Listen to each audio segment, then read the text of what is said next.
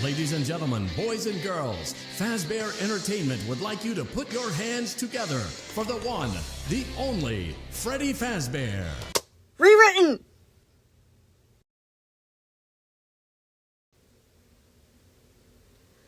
The next few minutes after the chips were removed was filled with a disoriented mess. What? What's happening? Where am I? Roxy started yelling. Roxy, you're gonna be okay. Just try to stay calm. Freddy tried. Wait, what happened to my eyes? She yelled, both fear and fury cutting through her voice. And my arm! Gregory tensed, watching as the hulking form of Chica rolled over with a groan, candle eyes flickering back online. She stared at the floor beneath her stained claws for a few moments.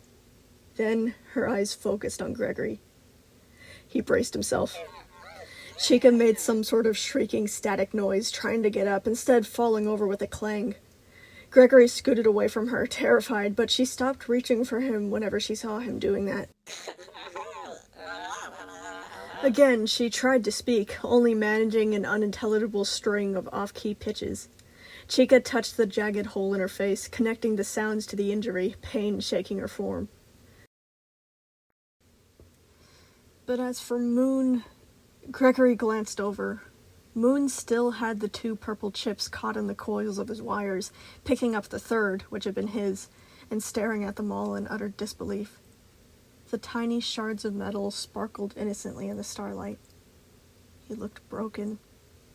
And Gregory didn't want to be anywhere near him when he snapped out of it. Chip or no chip, Moon was scary. Chica? Roxy called, reaching out blindly. Where's Chica? What did you do with her? Chica turned, eyes growing even wider whenever she saw the state of her friend. A garbled mix of noises tore from her, completely unintelligible. Chica tried to get up, but slipped and fell again, a static cry jabbing out of her throat. Hang on, everybody calm down, Freddy said. I know you're probably very... Where's that kid? Roxy roared. Oh, you are done for! Freddy got up and hurried over to him. Gregory was already reaching out both arms as Freddy scooped him up and stored him away into his riding compartment, locking him into safety. Gregory was more than happy to hide away from all the broken animatronics. Every one of them radiated danger and terror, too much for him to trust them for even a moment. Don't worry about Gregory right now, Freddy said, kneeling beside Chica to help her up. There's a lot we need to catch you up on. Chica was still clutching at her face, shaking uncontrollably, finally reacting to the damage that her body had taken on. But she wasn't trying to get to Gregory to enact some sort of revenge. Instead, she wore a horrified and remorseful expression, an emotion that was clear despite the hole in her face. Wait, Roxy seemed to be regaining her bearings now, the anger withering at the edges. Wait, hold on, was I trying to kill that annoying little kid? That's not... Wait, how did that... You were chipped. Everyone was looking to Freddy now as he pointed to where Moon was standing, the glint of the chips still visible even from far away. Vanessa chipped you. She made you attack Gregory, Freddy explained. How much do you remember? Was it... Wait, hold on. Did I miss something? Monty interjected, standing up beside Roxy. What happened out here? Why are Chica and Roxy all smashed? You said Gregory did this? The group hesitated, everyone looking to everyone else for answers. Chica pulled her cracked limbs closer, gingerly tapping the jagged hole in her face. She tried many times to speak, all of which were distorted horribly. When that didn't work, she just shook her head again and again. Everyone turned to Roxy, who was still emitting heated outrage, her whole body quivering. However, the longer she lied there, the more confusion overcame her instead, making her draw back into bewilderment. I'd been trying to kill him too, she said. Wait, why was I doing that? She shuddered in disgust and said, What's going on? Wait, so, Monty said, let me get this straight. You were all chipped, so you tried to kill Gregory, and instead of him dying immediately, he was able to do this? That's... Well, Roxy spluttered, embarrassment crawling up her figure. Look, he shot me in the eyes. He caught me off guard. What did you want me to do? Chica was still struggling to produce noise, the fight of it exhausting her. I know, it's okay, Freddy reassured her. Save your strength. We know you didn't mean to. I'm so sorry, kid. Roxy shook her head, the apology seeming to leave a bad taste in her mouth. I didn't know what I was doing. Why did... Her ears flicked about before abruptly trying to rise to her feet, her broken arm dragging across the tiles. Whoa, that was not cool. I'm gonna go give Vanessa a piece of my mind. That was not okay. Something fractured in her body, the furious words cutting off into a yelp. She fell back down again, shaking, head twitching unnaturally.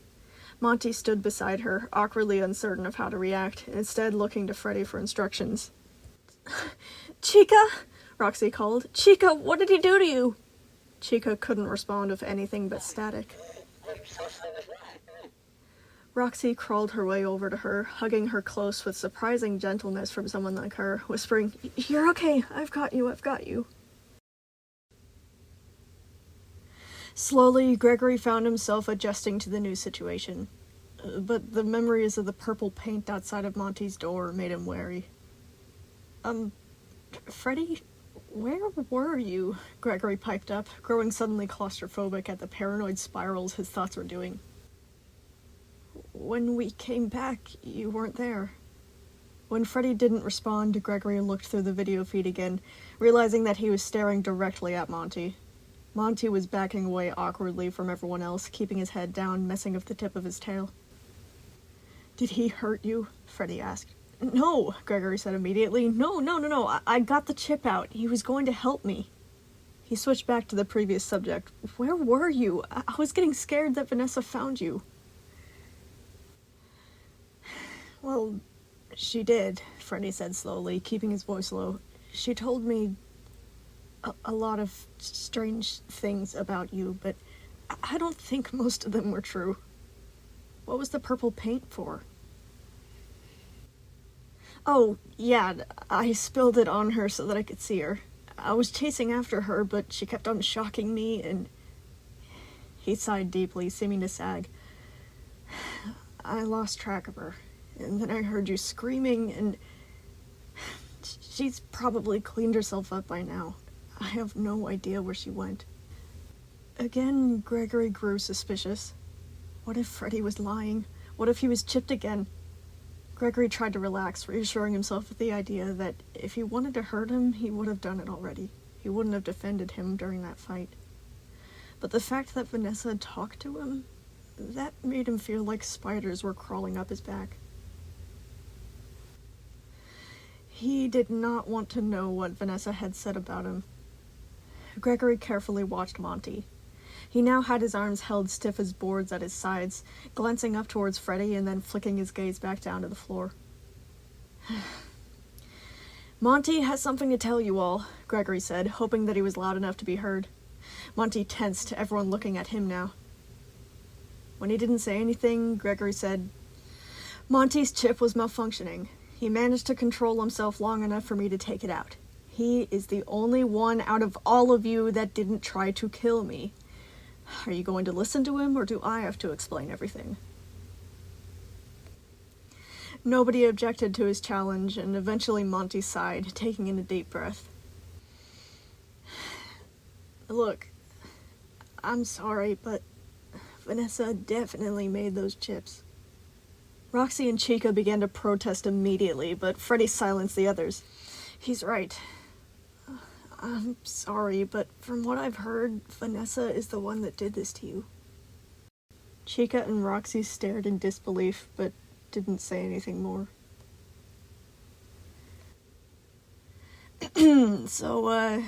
Yeah, I guess now that everyone's normal again, we gotta take her down and get Gregory's brother back, Monty added. That was what I was originally doing, I forgot.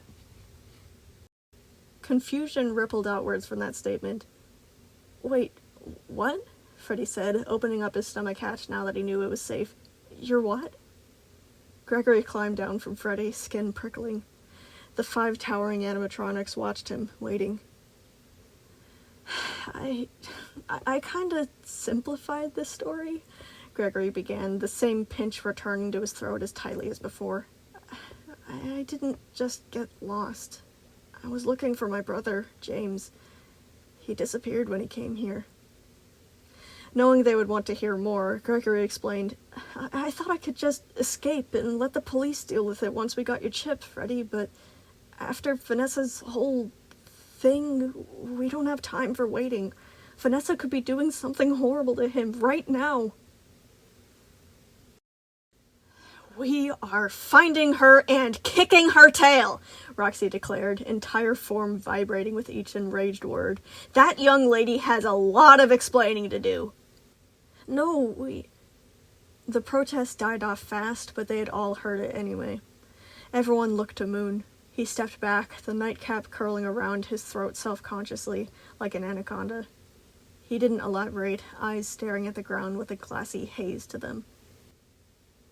I don't want to hurt her either, Freddy said softly. We just need to find where she went and apprehend her. Looking down on Chica and Roxy's broken bodies, Freddy said, and before that, we need to get you two down to parts and services. Without Vanessa's chip forcing them to strain themselves beyond their limits, the degree of Chica and Roxy's injuries became plainly visible. Now that he had more time to look her over, Chica's endoskeleton didn't seem to have taken on many cracks. She probably damaged the compactor more than it damaged her.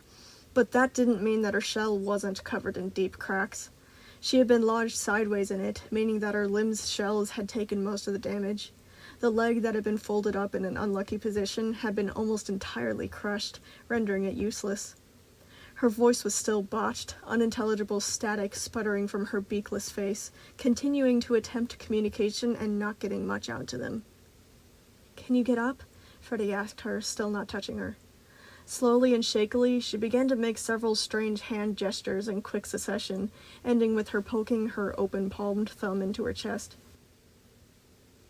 It took him a few seconds to realize that she was speaking in sign language, something that Gregory obviously couldn't understand. No, you're not fine, Freddy said. I don't mind having to help you. She made a few more gestures, but Freddy patted her hands down, saying, No, it's okay, you don't have to apologize. Here, let's try to get you up. Whoa, what the heck are you doing? Monty's sudden outburst alerted everyone else to the fact that Roxy was currently trying to chew her broken arm off. The thing was only holding on by a few stray wires, dangling down uselessly with the hand limp and dented. And still, despite how much pain it must be causing, Roxy had her jaws over those last few wires, trying to complete the break. Freddy was occupied with helping Chica stand, but when he saw what was happening, both of them began to try and lurch their way over to her, Chica yelling something frantic while Freddy called, Roxy, stop! Don't do that! She paused in her work, not even flinching from the progress she had already made. What? She asked indignantly. Why are you biting your arm? Freddy asked, while Monty staggered away and made gagging noises. Having it dangling like this is more painful than not having it at all, Roxy replied with a snort. Look, it's not that big of a deal. I'm used to this. Before Freddy could object further, Roxy snapped through the last wire, and the broken arm clattered down to the floor, lifeless. Chica made quite a loud protest to that, but for the next several minutes they weren't able to make Roxy regret what she did to herself, so they eventually gave up. Even after that, Roxy found it too difficult to blindly stagger around on her own.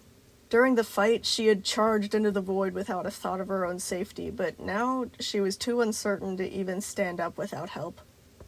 Gregory stayed back with Moon as Freddy and Monty helped Chica and Roxy, encouraging them to hold on a little bit longer until they could get to parts and services.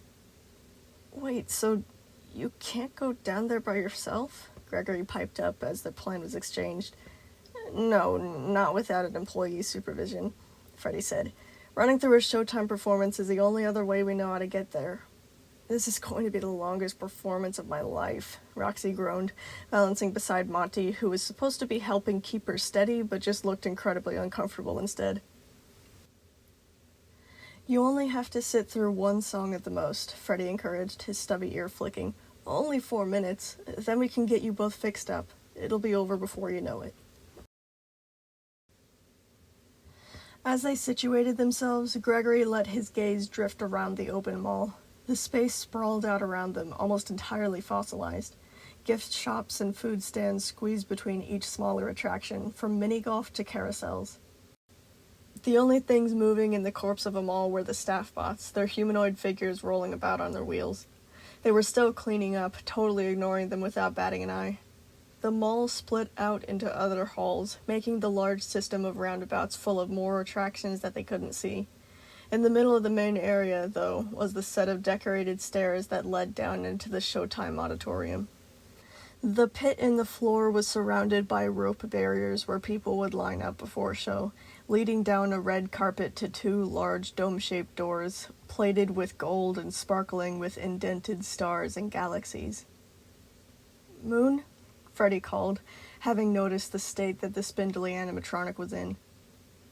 Moon didn't react. "Moon!" His head jerked up. "Yes? Are you caught up with everything?" Freddy asked warily, discreetly pushing Gregory behind him. Moon just stared, so many emotions spinning through his golden eyes at once. "Yes," he eventually answered. I am. "Can you please tend to Gregory?" Freddy said. "What?" "He's hurt," Freddy said. Moon jumped at that, head snapping around to look at Gregory. Gregory pulled his limbs closer with a shiver.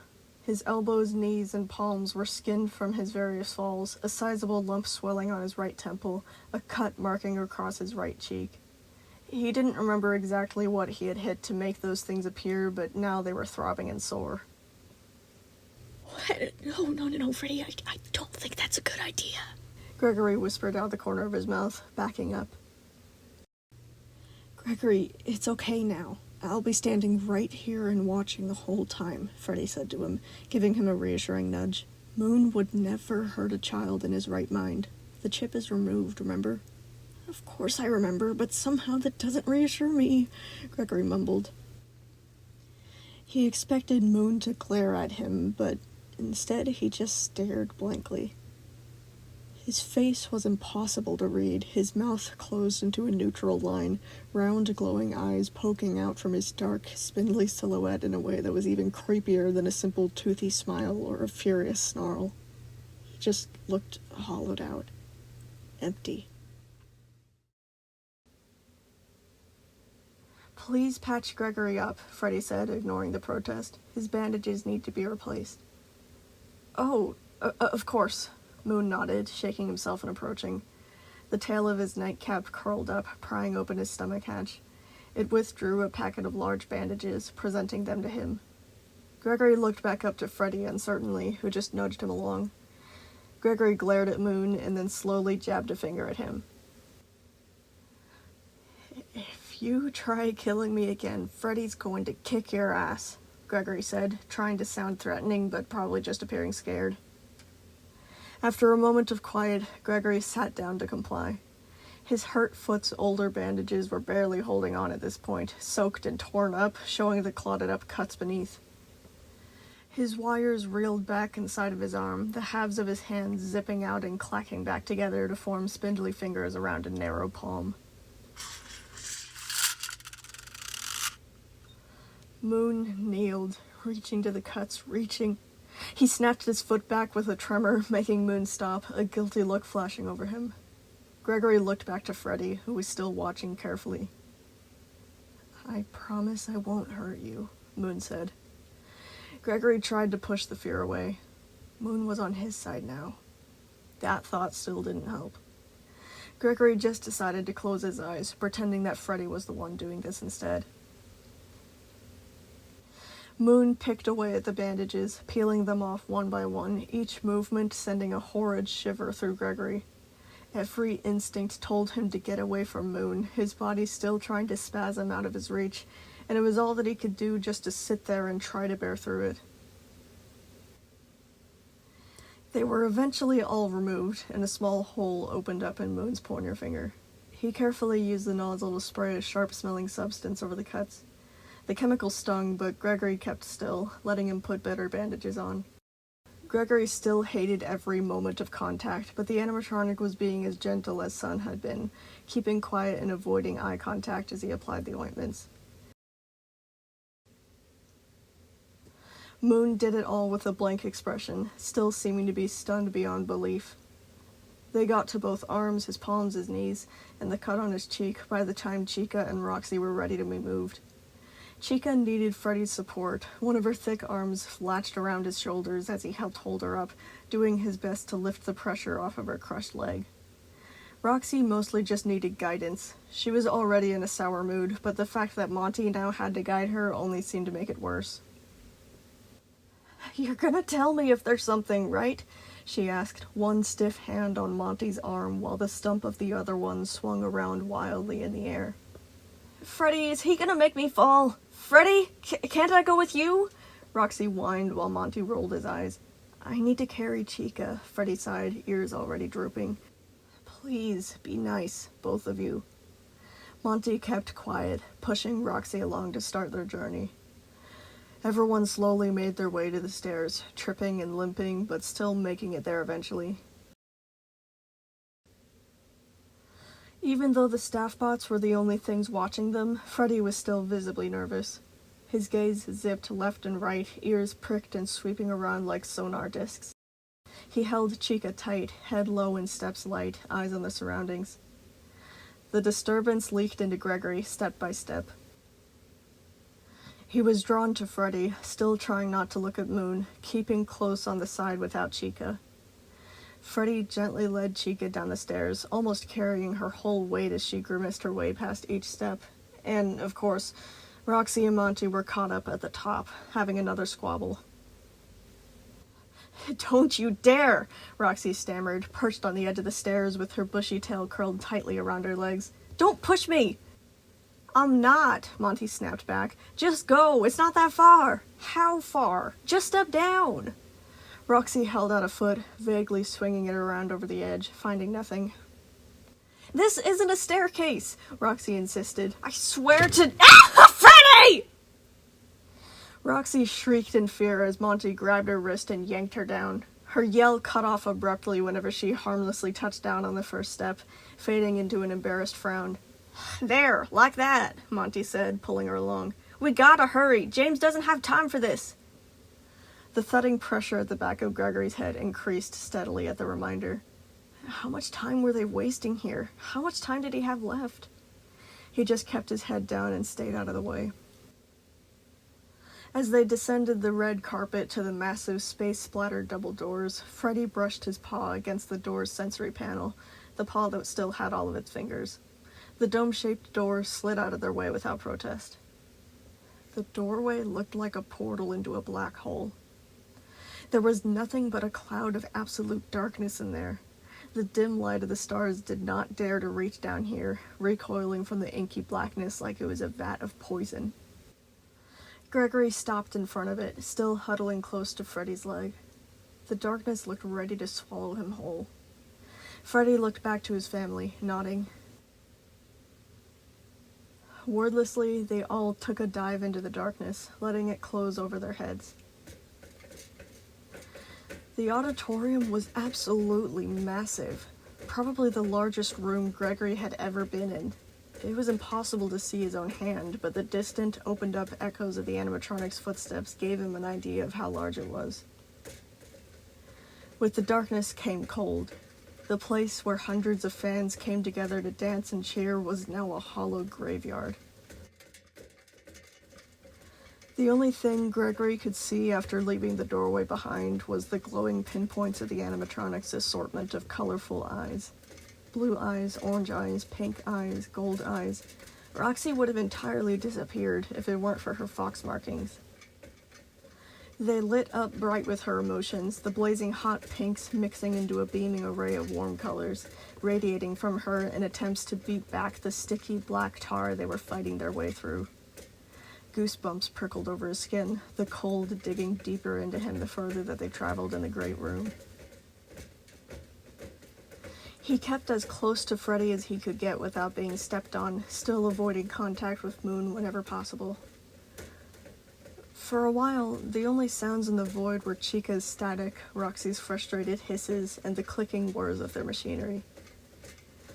Right when Gregory began to wonder if they were stuck in some sort of endless purgatory, a form began to take shape before them. A stage. It rose up from the floor at least 7 feet, holding something at the back that paralyzed him. It was the huge, boxy face of a white animatronic. The head itself was the size of a bus, the mouth probably large enough to swallow one whole.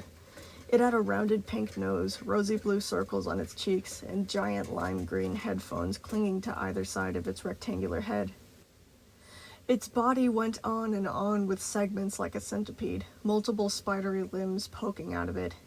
Its front set of hands were folded beneath its chin, the pillow-like white gloves looking pretty comfortable. Its eyes were closed. Even with that knowledge, Gregory still didn't dare to move. It was snoring. He swore he could hear it snoring. He recognized it to be DJ, the animatronic that had been sleeping inside the tunnels, the one that had mysteriously disappeared. And now, up close, things were starting to look grim. "Don't be scared," Freddy told him, his comet-colored eyes bright in the dark. "DJ is a very nice fellow. He's just big." All of them were thinking the same thing, but nobody wanted to voice it, afraid of jinxing it into existence. "Let's get on stage," Freddy said, breaking the silence. "Moon, you'll need to stay down here." Monty guided Roxy up the stairs, only making her trip twice, while Freddy did his best to keep Chica as still as possible on the way up, returning to Gregory on the ground floor afterwards. The 3 ragged, scratched, dented animatronics filed onto stage together in front of DJ's snoozing figure, each taking up their instruments from a rack that Gregory hadn't noticed before. A keytar for Roxy, a bass for Monty, and a guitar for Chica. A microphone was waiting for Freddy. "Okay, Gregory," Freddy said slowly, brow crinkled in thought. "You're going to need to go up there with us. This is going to be hard." "Oh no," Gregory sighed. "What is it this time?" "DJ is deaf, sort of," Freddy began to explain. "He can only hear his own music and anything that connects to the headphones. DJ has to be registered to start the show, but once he's plugged into the turntables, he'll be able to hear the metronome and the various cue sounds that are used to keep him synced up with us." "So, he'll wake up?" Gregory backed away another step, still clinging to the bear's fuzzy leg. "Not if someone mutes those sounds," Freddy said. Doom began to climb up his torso like a flooding cave. "I have to go?" he squeaked. "Yes, unfortunately," Freddy said, ears pressed low in regret. "Wait, can't I just do it?" Moon asked, stepping forward. "You're not allowed on stage during a show, remember?" Freddy said. "Oh, right." Moon sighed. "Sorry," Freddy began begrudgingly. "This is the only way." "This can't be happening," Gregory groaned, feeling lightheaded. "I'm sure you'll be all right, superstar," Freddy said, patting his back. "You just need to press the right buttons and mute all the right cue sounds. This song isn't very long at all. Just keep the turntables quiet and it'll be over before you know it." Freddy lifted Gregory up and set him down on the tall stage, climbing up after him to join the other animatronics. Gregory backed up away from the edge, a sense of vertigo meeting him. He kept close to Freddy, shaking the whole way. DJ snored away, almost peaceful. Freddy slowed and led him around the turntables, drawing even closer to the mechanical beast. DJ only seemed to grow bigger and bigger the nearer they got. Each hand was easily large enough to envelop an entire adult into suffocation, the mouth slack for now, but clearly capable of biting a train car in half, his hulking, segmented body pulsing in and out with each deep breath he took. Gregory's knuckles turned white over Freddy's hand, a whimper escaping him. They were so close to DJ, he could count every multicolored freckle on his white face. His slow, warm breath ruffled Gregory's hair, smelling like oil.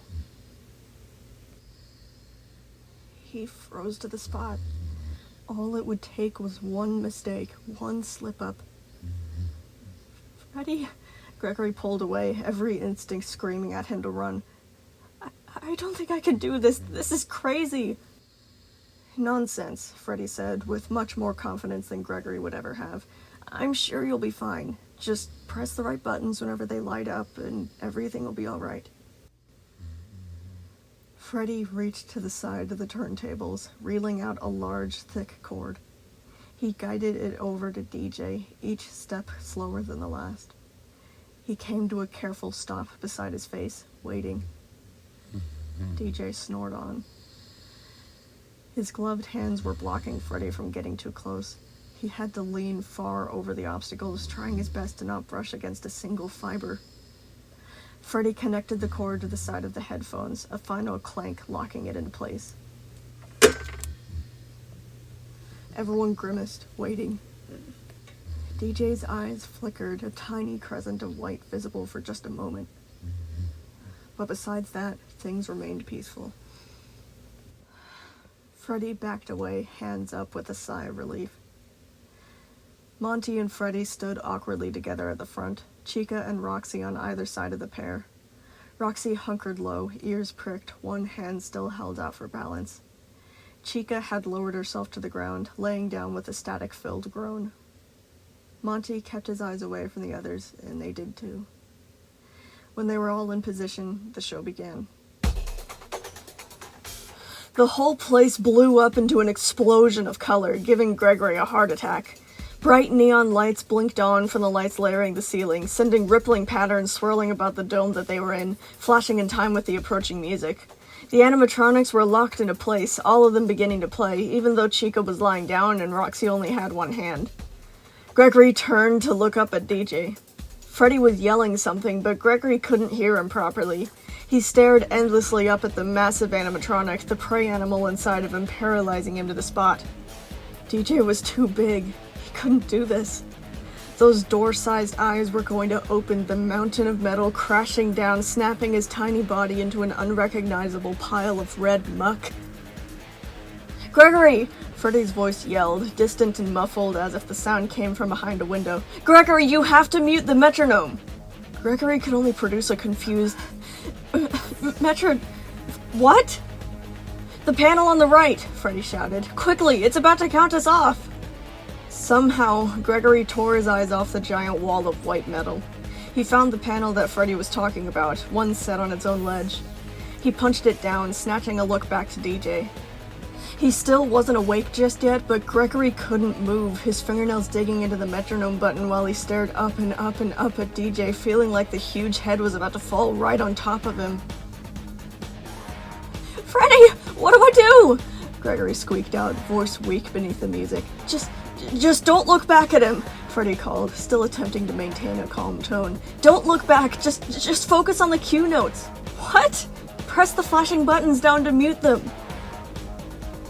Gregory pulled his gaze back down to the tables, feeling like he was trying to escape a magnetic field. He hadn't seen any real turntables before, but this one was not arranged in any way that he had expected. Before him stood an assortment of colorful lights. There were larger circular ones cut up into sections like pie, clusters of keypads separated by color, even dials and a few stubby levers. He thought that there would be music discs or something, but it appeared that the name turntables was much less literal for this setup. The buttons, dials, and pads were blinking on and off in short bursts, in time with the slowly rising music played by the animatronics. A jarring bolt was sent up his back as DJ stirred. "The cue notes are supposed to keep him in time with the rest of us," Freddy explained in a rush, the order finally getting through to him as he repeated, "You have to mute the glowing buttons before he hears them." Propelled by the lumbering movement behind him, Gregory began to jam his fingers down into the flashing keys. The lights went out where he pressed, having to quickly switch to the next and the next, like a game of whack-a-mole that was quickly becoming horrifically difficult. He scrambled to use both hands, but the metronome began to flash again in time with the song, and he was forced to slap his hand back down onto it. He peeked behind him, arctic cold fear freezing his inside solid. He moved. He swore he saw DJ move.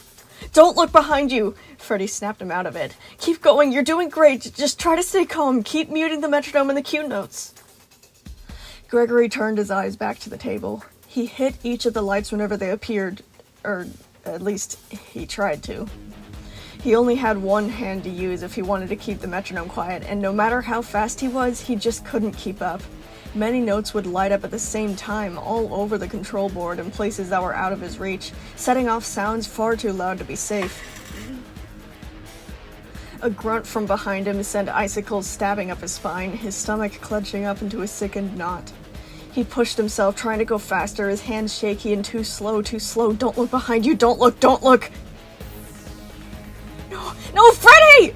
Gregory shrilled. "I can't do this, it's too fast, he's gonna..." A gloved hand slid into view on the left as DJ shifted again. He cried out in fear, having to fight hard against his instinctual urge to look over his shoulder, the danger looming behind him. He couldn't focus, his vision was swimming with tears, the edges fuzzing into red, feeling like he was about to pass out. The buttons kept flashing, his hand wasn't hitting the right ones. He strained against the trapped, frantic fluttering of his heart, the tiny cramping muscle urging him to forget this and run to Freddie instead. He couldn't. He wouldn't make it in time. DJ would get to him first. "Gregory, you're all right," Freddie kept on saying, rather than singing. "Please, try to stay calm." Gregory would have been reassured in any other situation, but his voice was being drowned out by the other's music, too far away to help him. You can take your hand off the metronome," Freddie told him, surprising him into another mistake as he struggled to understand the words that were passing by his ears. "The other sounds are louder than it. Prioritize those."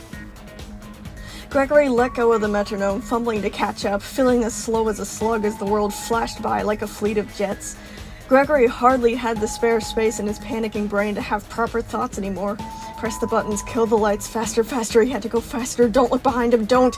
He became nothing but fear and adrenaline, straining to his limits, unable to concentrate properly, not with the awful terror towering behind him. DJ's finger twitched. Warm, oil-smelling breaths ruffled his hair. Don't look, don't. DJ was right there, looming over him. Gregory wouldn't even be able to see him coming. He would be crushed in an instant. It could happen right now, right as he was thinking this to himself. Right now. A few seconds passed. Not yet. He slipped, several loud notes allowed to blare out into the heated air. Gregory started crying harder, hot lines trickling down his chin, making it even harder to see and keep going. Surely the song was closer to ending. It had to be. He couldn't take this much longer. He wasn't fast enough. Gregory reached as far as he could to mute two thunderous notes at the same time, but the metronome and the extra sparkling notes were puncturing the silence. DJ was breathing faster, stirring. Was the shuffling louder than before? Closer than before? Something pressed up behind him, feeling like a mattress being leaned up against his back. Gregory let out a scream that jerked every head in the room towards him. Freddie's eyes went huge whenever he saw what was happening. "Don't move!" Freddie said, words spilling out in a rush. "You're alright, try to stay calm, he's not awake yet." He couldn't look back, but Gregory could feel what was happening. The side of DJ's hand had moved towards him, only barely touching, restricting his movements even more. Gregory's horrible death was coming. He was breathing his last breaths right now, right now. Despair broke inside Gregory as he began to choke on his own tears, struggling to fight down the shivers racking his body, hardly able to pay attention to the turntables anymore. Don't look back, don't. One hand was clenched over the metronome still, but the other sounds were still going off, stirring DJ, bringing him even closer to consciousness. Gregory lashed out at the blinking buttons, each move that he made so destructive against DJ. He could feel him, the snores lightening to a confused grunt. No, please. Gregory was going to die here in this loud, blinding stage.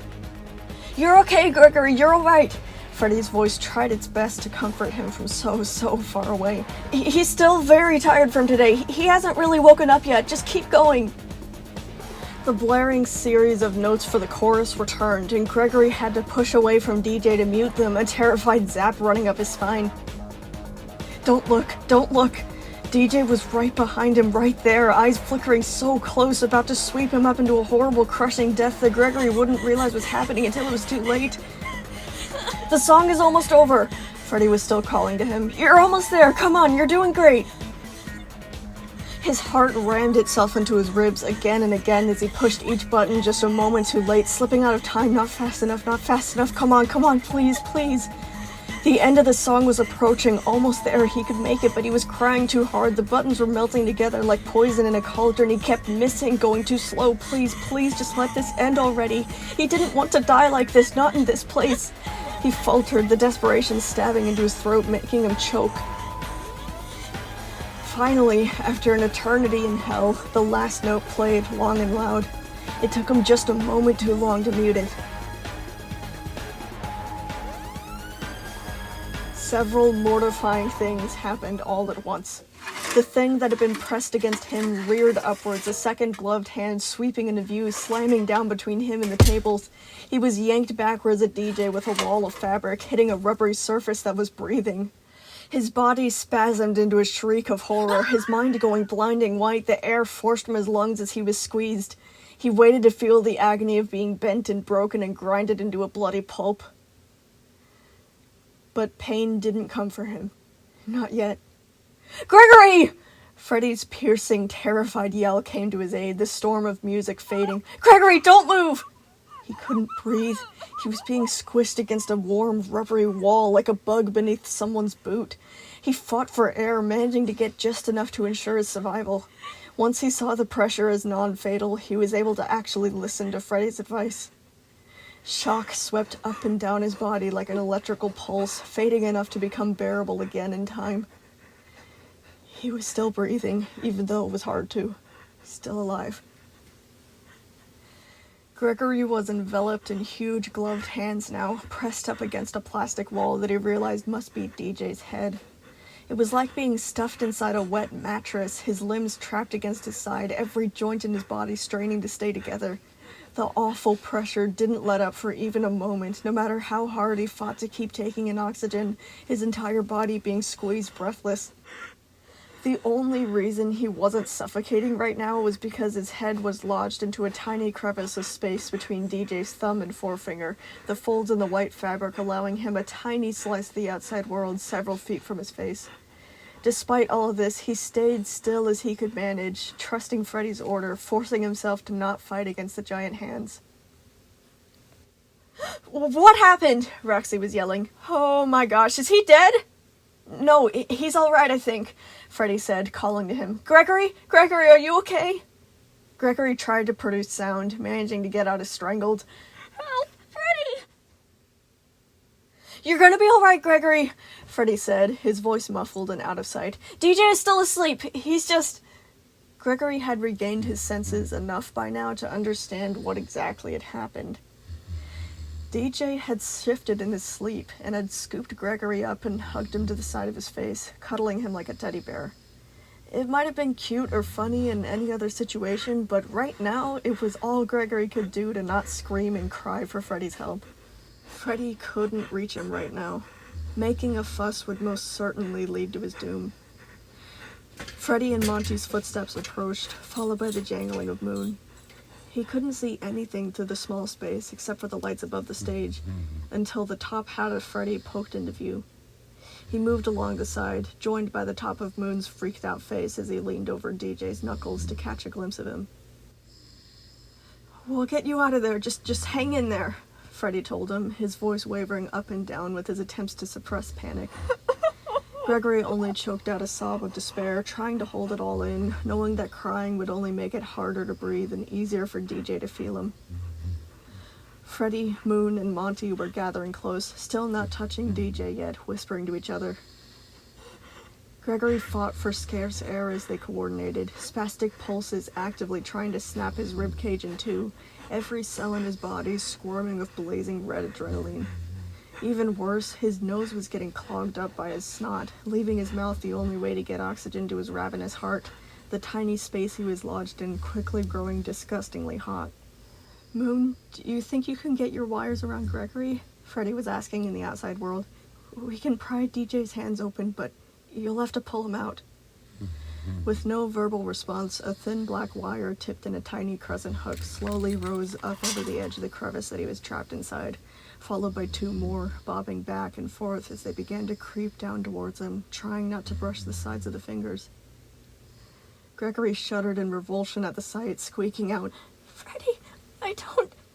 DJ grunted, snorting loudly like something had gone up his nose. and then the walls around him squeezed tighter.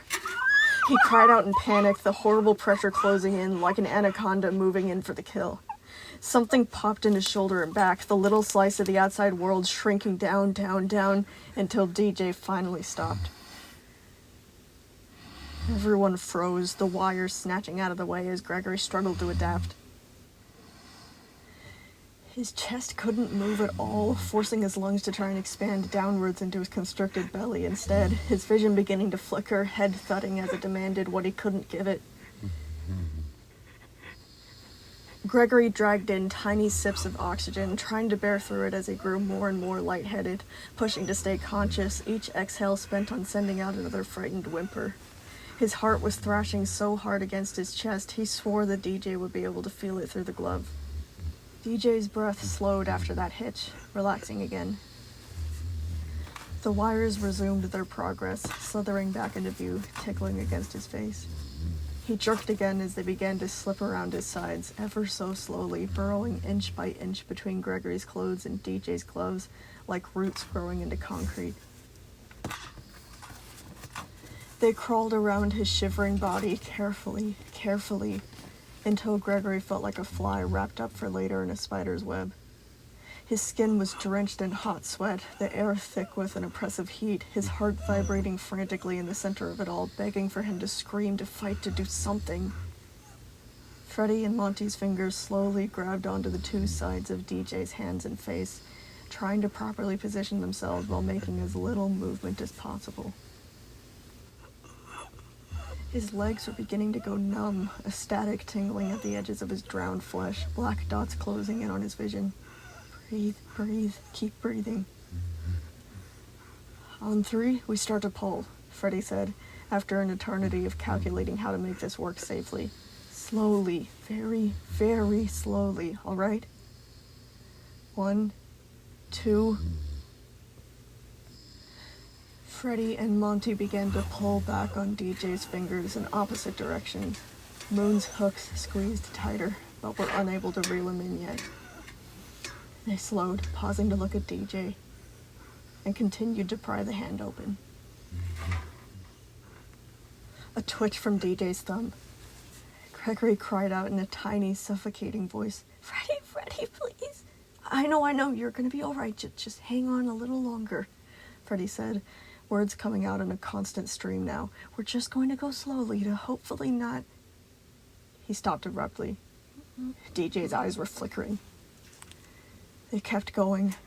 The walls began to release him, allowing him to gulp down much-needed air, his sweaty flesh peeling off of the fabric. He was almost there, almost out. Just as Moon started to pull on Gregory, it all went wrong. DJ made a sound, something like an entire synthesizer being thrown down the stairs. And then DJ's huge black eyes snapped open and rounded their blinding white pupils onto Gregory, who was only inches away from his face. The next few things happened so fast, he saw it only as a smudged blur of sight and sounds. Freddie and Monty yanked DJ's hand open the rest of the way as Moon tugged, and then Gregory burst up from the clammy, tiny cave, breaking out into open air. Gregory fell all over Moon, who staggered back with the momentum, sharp wires still digging into him. Moon's head turned upwards, absolute terror frozen onto his half-shadowed face. Gregory looked back just in time to see DJ get up. The massive machine's thin limbs splayed out and then curled inwards, each one bent at an angle as the multiple broad gloved hands pressed against the ground, lifting his girth up into the air. The rest of his body was revealed bit by bit, segmented like a caterpillar with what looked to be 6 arms in total, tracing down the sides of his body. DJ rose up and up and up like a submarine rising to the surface, his colorful round nose and freckles doing nothing to hide the danger in his eyes. The white pupils dilated wide, shining like the headlights of a truck, focusing on Gregory alone, paralyzing him beneath their glare. Run! Freddie's yell cut through the air. Moon, take Gregory, run! Reacting faster than Gregory could have, Moon threw him onto his back, the long nightcap coiling around him to hold him secure. Moon bolted in the other direction just as DJ reached towards them. They leaped off the stage and touched down where the audience was supposed to be, the other animatronics throwing themselves out of the way as DJ lurched to follow them. His front hands came down on the ground, the impact rattling Gregory's entire skeleton, his other spidery legs following suit, letting him crawl towards them in long strides, gaining on them frighteningly quickly. His spotlight eyes blazed down on them, consuming the whole world. An elephant-sized hand rose up, briefly blocking out the light. Moon! Moon had already dodged out of the way. The limb came down on the floor instead, the auditorium jerking up with the hit, followed by another and another. Moon moved swiftly, each stride more of a leap, keeping just barely ahead of DJ.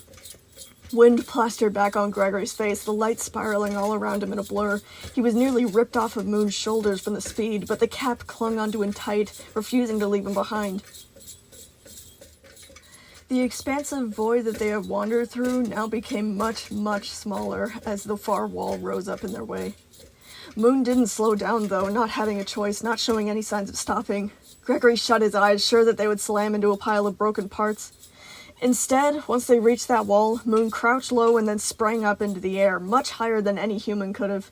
The ground jerked far below them in a fraction of a second, the coils of the nightcap the only thing keeping Gregory attached at this point. Moon landed on a ledge, a passage that burrowed deeper into the wall at a position that didn't make sense to Gregory yet. The echoes of their movements became enclosed, the sounds of glass echoing throughout the space, shadows swirling tight around them to dunk them into half-darkness. They were in DJ's tunnels, he realized, the ones that the huge animatronic would usually give rides in. Gregory snuck a look back. It was difficult to see as the world was blacked out into deep grays and blues, but he could spot the glints of DJ's plastic shell, making out the thing's movements. DJ's huge hands were already reaching inside the tunnel, pulling his massive metal centipede body through. His shoulders and elbows grated against the glass, making the machine grimace, having to duck down uncomfortably far as he squirmed to fit through. He really did look too big for the tunnels. Gregory thanked whoever was responsible for that design choice, realizing that it would slow him down. Moon skidded and jumped again, leaving that image behind, the glassy exterior breaking out into the open. Together, they sprang upwards through the vertical tunnel, a structure that, earlier, Gregory had seen positioned just above the auditorium doors. The tunnel leveled out back into a horizontal path, now one with the windows that made up the ceiling of the mall. He looked up. The night sky was visible through the glass. Stars twinkled innocently down at him, the real moon full and gleaming like a mirror. It was dazzling. The outside world seemed so close from up here as they flew over an expanse of dead attractions. The stars, the clouds, the real moon, they all appeared like bits and pieces of broken diamonds, scattered about a blanket of black velvet, stretching on and on forever. Freedom was right there, only inches apart from him.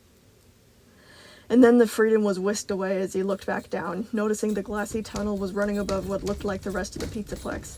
The ridges and bolts in the tunnel swept by fast, the staff bots working below, not caring about the scene happening above them. They could see everything from up here. That was the point of DJ's ride service, Gregory remembered. This network was hung all over the Pizzaplex, almost like a hamster's tunnels, allowing children to peek down through the ceiling in a sort of tour around the different areas. Now, though, it was a trap, one that probably had more dead ends than escape routes. They couldn't see DJ anymore, but the dark glass around them was thudding loud and fast with the animatronic's various crawling footsteps, slower now that they were in the enclosed space, but still in hot pursuit. Gregory wanted to shut his eyes, but he couldn't look away, watching the shadowy passages fade behind them as Moon carried him out further over the ceiling. Before Gregory could hope that this would be easy, Moon slowed down, visibly shaking. The cap was coiling so tight around Gregory, he was losing feeling in his lower body again. But besides all of that, Moon was making another sound that didn't make any sense. He was gasping for breath, taking in air as fast as he could. At first, Gregory was confused, wondering why he was doing that if he was a robot. And then he felt that Moon was getting very warm. He realized with a frightened bolt that he must be struggling to cool his systems. How long exactly did they have until... I can't outrun him forever, Moon wheezed, seeming to come to the same conclusion. I think I can get the chip out of him, but I can't do it with you. Moon leaned down, uncoiling the loops that his nightcap had taken around Gregory, letting him slide off onto the floor. Gregory still had his eyes on the dark tunnel behind them, even as Moon began to pull him over to the side of the wall. Gregory only turned to see where they were going when a creaking noise was heard. They were standing outside of a tall, rectangular red box of some sort that was set into a crevice on the wall. Its thin walls were made of glass, some sort of square mechanism held inside just above Gregory's eye level. "Just hide in here, okay?" Moon told him, opening up and trying to push him inside. The animatronic's head stood easily above its ceiling, making him duck down far. "What is it?" Gregory asked, digging his heels in, refusing to take another step. "It's not dangerous," Moon assured him. "It's a phone booth for people to report accidents that might have happened during a ride. Just stay low, don't let him see you while I get the chip. I'll come back and find you again once I take care of DJ." Gregory was all the way inside the tiny room, and Moon clacked the door shut behind him. And then he was gone, his jingling bells fading down the corridor. The walls of the booth weren't entirely made of glass, everything below his chest level blocked up by normal red metal walls rather than a solid window. The square mechanism he had seen ended up being a very, very old-looking phone, the type with two circular ends tipped with clusters of holes connected to a keypad with a curly wire. Gregory hunkered down below the metal space of the walls, scooting into the far corner, the swirly cord dangling beside his ear. He automatically began to quiet his breathing, then stopped, realizing that it would be pointless since DJ wouldn't be able to hear it anyway. Instead, he gratefully took this opportunity to fill and empty his starved lungs as much as he needed, letting tears come if they wanted to. He listened to the world around him, heart throbbing painfully in his chest. The sounds coming from the tunnels were like something from an alien planet. Everything was vibrating deeply through the smooth glass that made up the walls, the floors, the ceiling. The old phone rattled, his teeth chattering with it, sound distorting from being echoed hundreds of times over.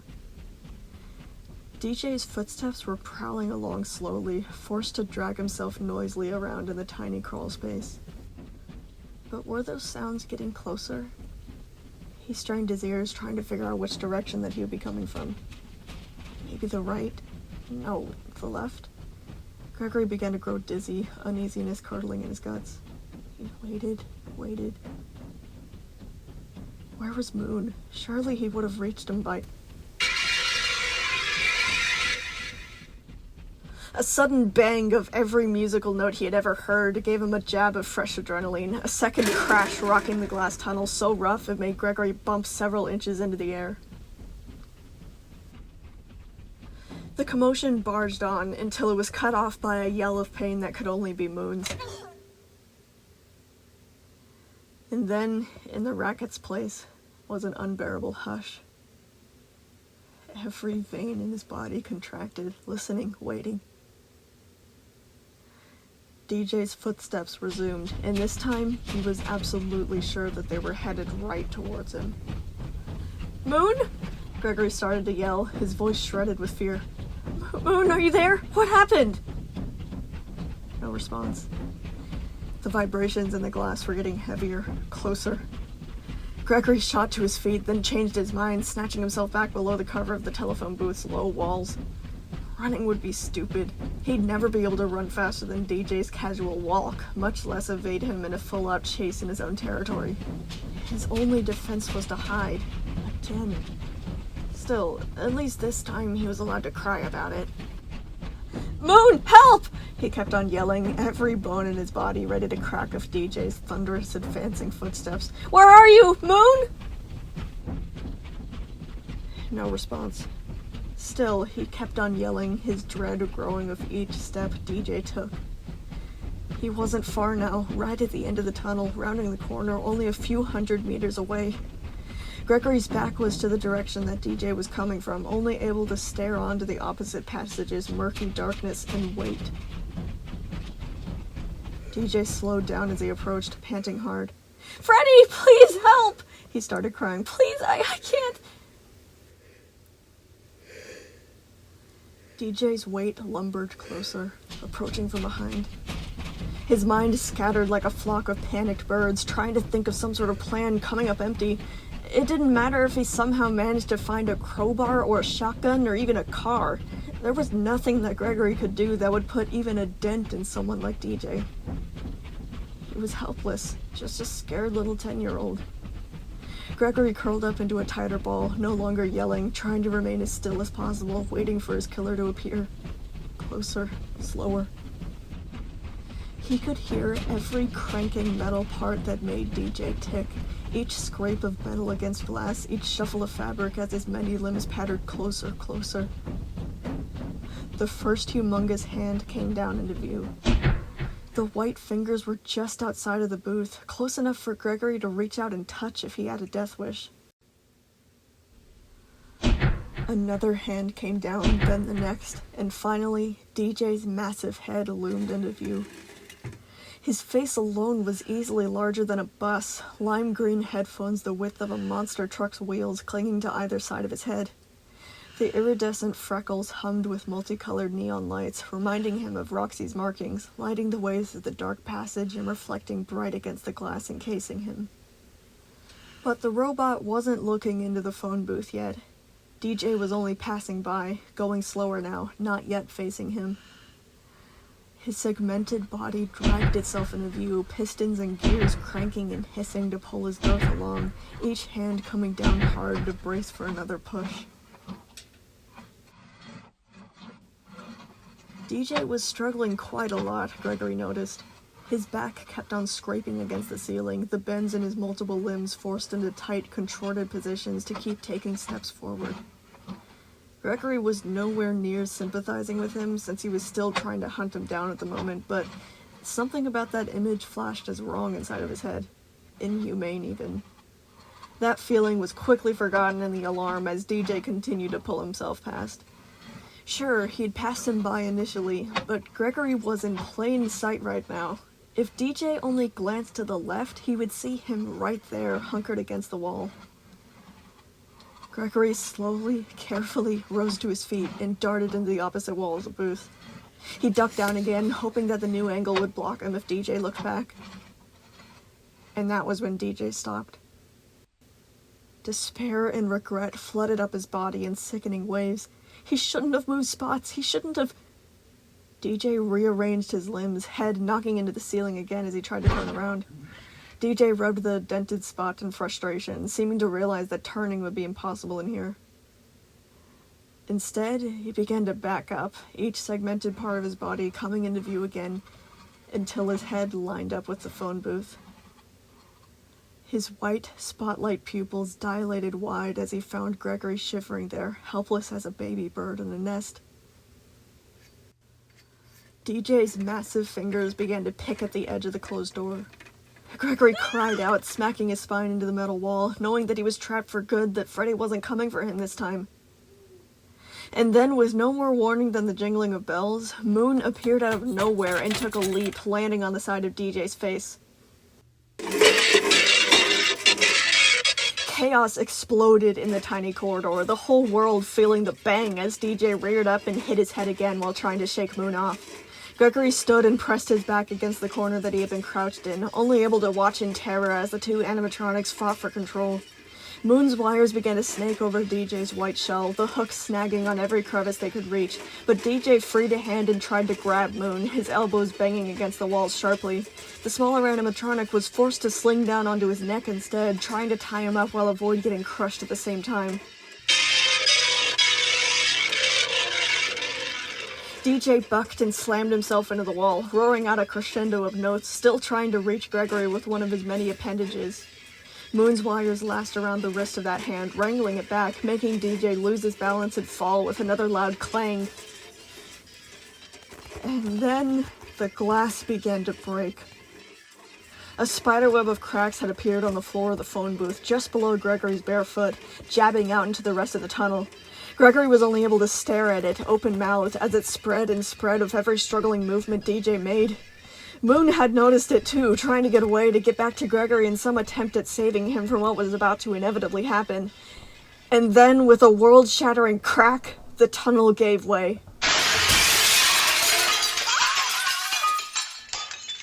Gravity viciously yanked him downwards, huge shards of glass scattering in all directions. DJ shrieked out a typhoon of synthesized notes, the ground rushing up to meet them. Moon only had time to let go of DJ and twist around to envelop Gregory in his arms before they hit the lobby floor. The impact bashed up through Gregory's body, softened greatly by Moon, who had landed flat on his back. A smash exploded out from around him, so loud that he expected the lobby's floor to open up into a sinkhole. The mall shuddered for a long time afterwards, the clinking and breaking of the glass raining down on them endlessly, more and more and more. Gregory stayed clenched in a little ball as the sound lessened, still catching up with himself. He realized, as the universe finally settled, that he hadn't died. Moon still clung to him, all four limbs wrapped to keep him safe, grip vice-like. He'd broken his fall. Gregory peeked around at the stinging, shocked world. Millions of shards of glass were scattered around them like the aftermath of a hailstorm, some huge chunks and others minuscule slivers.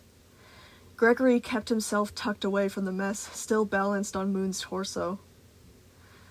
All of the staff bots in sight were staring at them, seeming stunned.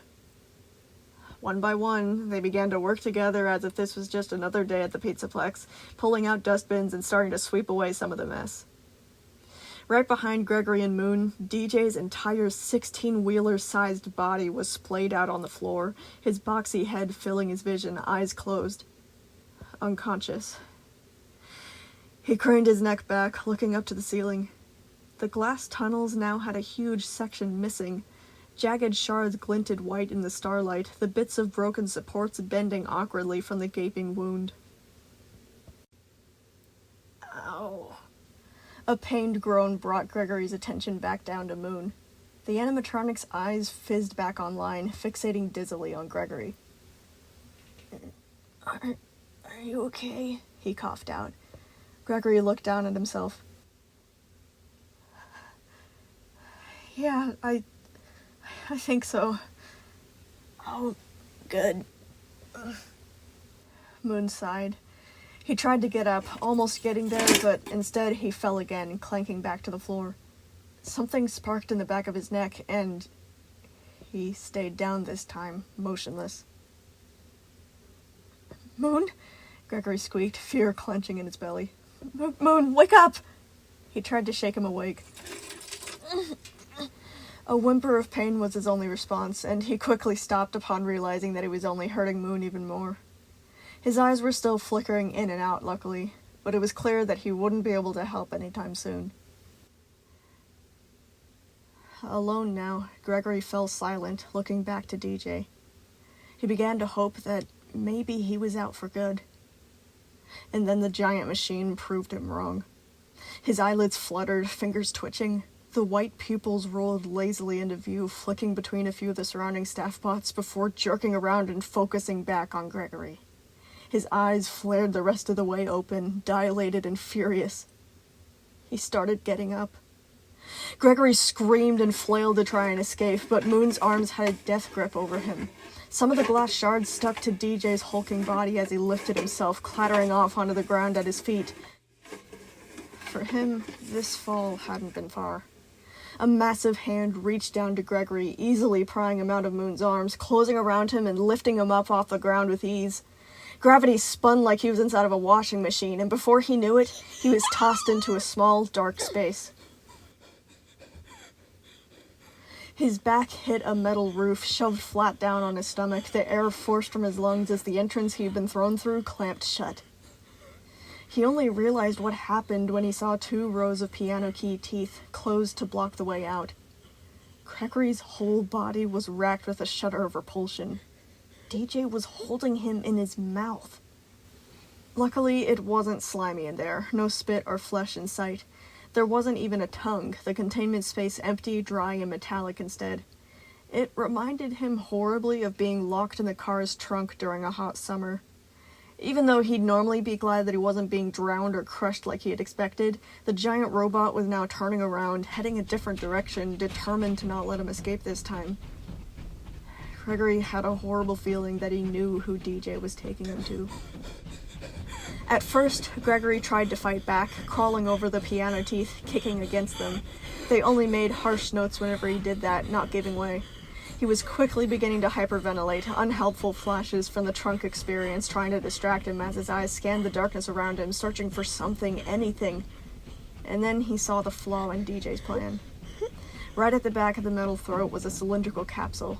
It was the same size as the other animatronics, letting him recognize its purpose. The programming chips. The moment Gregory saw that, the desperate need to survive kicked in.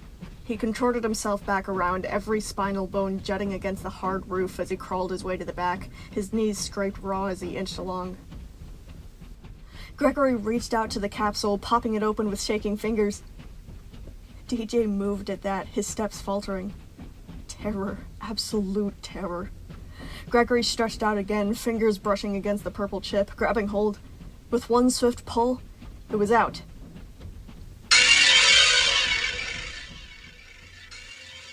The tiny space deafened him with an overload of scrambled notes, like a whole orchestra crying out in agony.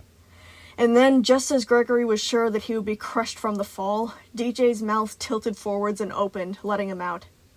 He landed on some sort of cushioned surface that reminded him of a pillow, finally escaping the tiny space. Gregory gasped, clinging to that surface, looking up to see DJ's spotlight eyes casting down directly onto him. Gregory yelled again, trying to backpedal away and only managing to nearly fall off the thing that was holding him up, which turned out to be one of DJ's gloved hands. He curled up, waiting for whatever was to come. Instead of meeting a quick death, though, nothing happened. DJ made a series of quiet notes, nudging at him. Gregory peeked out from behind his hands. DJ was smiling. He made another few happy notes, sounding like a celebration noise at the end of a game. Are you good now? Gregory asked slowly. DJ didn't hear, instead making a motion down from his mouth. Before Gregory could guess what that meant, DJ looked back to where Moon was lying, all the way across the mall, beginning to make his way towards the spindly animatronic. Moon still hadn't reacted to Gregory being taken, his eyes flickering in attempts to come back online, face contorted in his pain. DJ prodded at one of Moon's legs, making a few questioning notes. Moon only whimpered. DJ signed something in ASL to Gregory, a lower note coming from his teeth. After a confused pause from Gregory, DJ decided on something simpler. He pointed to Moon and then himself, his brow crinkling in worry. It was clear what he was asking. Did I do that? Gregory shook his head, pointing to where the broken tunnels were and then down to the floor, trying to convey that the fall had been what had caused this. DJ seemed to understand enough, reaching down to Moon with another hand. Gregory half expected for him to accidentally break him, but DJ gently picked Moon off the tiles with the care of someone holding a baby duck, taking him onto his separate hand instead of piling him on with Gregory's. One of Moon's arms twitched, resting on his middle now, eyes still fizzing in and out. DJ straightened up, looking all around him with an expression full of awe. He reached out all of his arms to their fullest extent, smiling even wider. He got up, stretching contentedly, finally allowed to properly stand. A happy chime played as he rushed around in excited circles, with Moon and Gregory held close in a grateful hug. Gregory held on to one of his fingers, trying not to fall off as DJ enjoyed this brief freedom from the tunnels. Can we go get the others? Gregory piped up, once he felt it was safe. DJ didn't react at first, and only looked back down whenever Gregory pulled at his pinky. He pointed to the doors. DJ nodded, understanding. He did a few more circles around the empty lobby, closing his eyes, seeming to be savoring this. Eventually, he forced himself to stop and get back to business, crawling back down the stairs. He reached the galaxy-splattered doors, pressing a huge finger to the keypad. With a cheerful ding, the doors unlocked and parted for them, and they re-entered the void of darkness.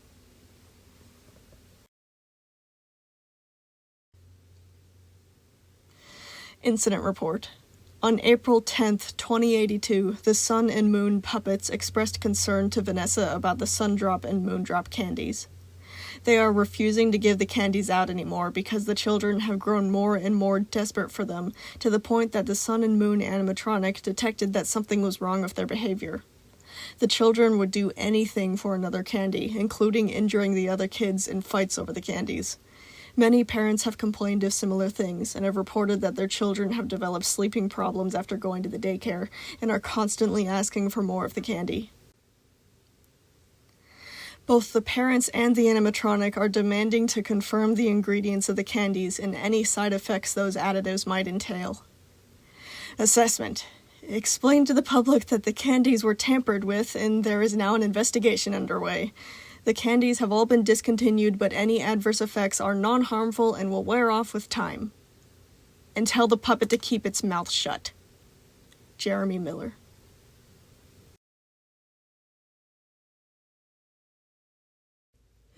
Music Man! I'm sorry if that was a jump scare for you. I am so hyper right now. This is probably the most chaotic episode that I've ever made. I had so much fun making this one. So, anyway, hope everyone enjoyed it as much as I did. I will still be able to post the next episode next week, so, just be ready for that. Bye! Thanks for watching! Yay!